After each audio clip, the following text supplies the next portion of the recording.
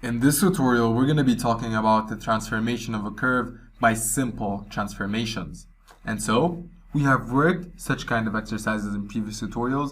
Now, the example is going to be a bit different. The example says apply the following transformation, f of x minus 90, to the curve of equation y equal f of x, where f of x is equal to sine x.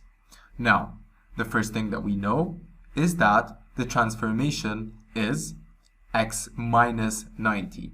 Now let's pause here for a second and talk about f of x minus 90. In such case, this comes in the form of f of x plus a, since we are adding a number of minus a. So plus a would be minus 90, so that minus a would be plus 90. And so in such case, if we were subtracting a, then we would be adding 90 degrees to the points that we have.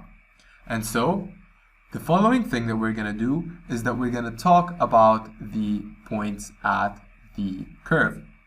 Since y is equal to sine x minus 90, we know that we are going to be working with this curve.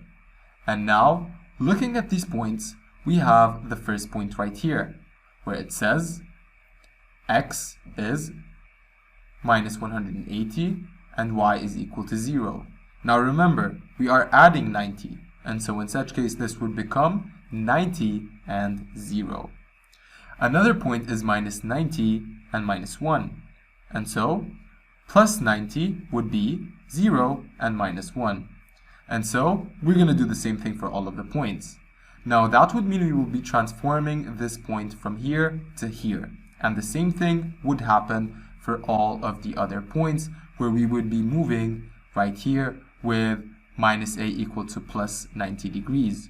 Now, once we are done, the curve would shift in such a way, and this would be the new shape after the transformation f of x minus 90.